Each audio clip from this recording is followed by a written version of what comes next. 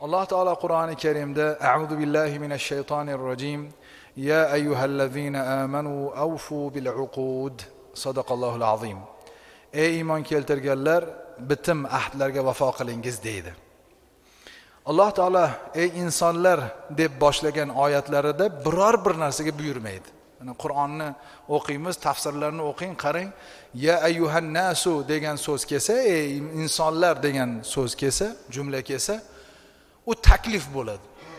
Iymon keltiringlar, meni yaratgan narsalarimga qaramaysizlarmi? Meni borligimni sizlar aqlingizga yetmayaptimi degan ma'nodagi jumlalar keladi. Lekin qachonki Alloh taolo ya ayyuhallazina amanu ey iymon keltirganlar desa nimandir buyuradi. Chunki iymonga kelib bo'lgan odamga taklif yo'q endi. Qur'onda nima deydi? La ikroha fid din qad tabayyana ar-rushdu minal g'ay.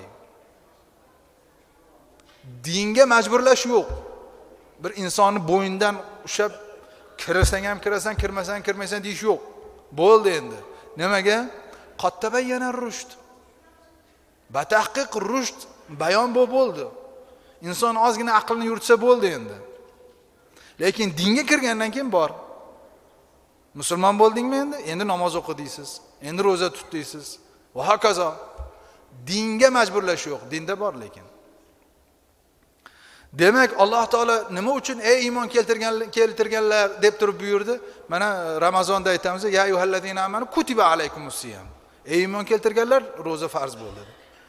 Xuddi shuningdek bu oyatda ham ey iymon keltirganlar ahdinglarga vafo qilinglar endi. Sizlar mo'minsizlar. Sizlardan o'zgalar ibrat oladi. Sizlar agar shunga qattiq tursanglar, o'zgalar shu ahdiylarga qattiq turganinglar uchun islomga kiradi mazmuni bor. Ko'p misol keltirganmiz. Mana hozir Malayziya, Indoneziya davlatidagi musulmonlarni aksarini tarixiga qarasangiz, u yerlarda fath bo'lmagan. U yerda musulmonlarni ahdini ustidan chiqishini evaziga islomni qabul qilgan. Avvallari tarixda juda katta tijorat bu Xitoy atrofidagi davlatlar bilan, xususan Malayziya, Indoneziya bilan musulmonlar juda katta tijorat ahdini kelishgan. Shunda musulmonlar kelishib sotib olar ekanda, keyin tuya qilib uyga olib borgandan keyin qarasa, ko'p narsa berib yuborilgan. 10 ta ko'ynak berish kerak bo'lsa 15 ta berib yuborgan.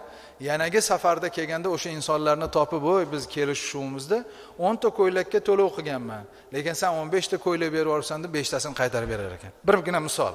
Bunaqa ko'p. Natijada ahliyatda yashayotgan insonlar, bu tijoratda bo'ladigan narsa. Biz bilmay qolganmiz. Shuni olib ketaversa bo'lardi. Demak, musulmonlar kelishuvni ustida turar ekan, ahdiga vafo qilar ekan va birovni omonatiga xiyonat qilmas ekan deb islomni qabul qilgan. Hozir endi mana Malayziyani 99% aholisi musulmon hisoblanadi. Indoneziyada sal kamroq, lekin 99% islomga amal qiladi, musulmon hisoblanadi. Nimaga? Musulmonlar ahdni ko'rsatib qo'ydi. Ahdiga vafo qilish ko'rsatib qo'ydi. Endi taassufki bu narsa tarix bo'lib qolyapti. Mana hozir biz tarix deb gapiryapmiz-da.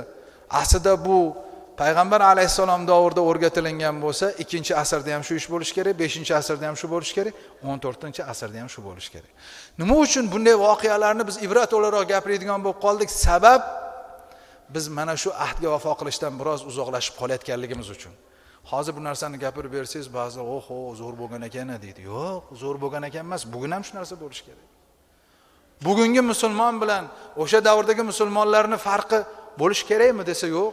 Chunki ashhadu an ular ham aytgan, biz ham aytganmiz. Biz ham mo'minlikni da'vo qilganmiz, ular ham mo'minlikni da'vo qilgan. Demak, bizning o'rtamizda bugun farq amal qilmayotganligimizda, uzoqlashayotganligimizda bo'ladi.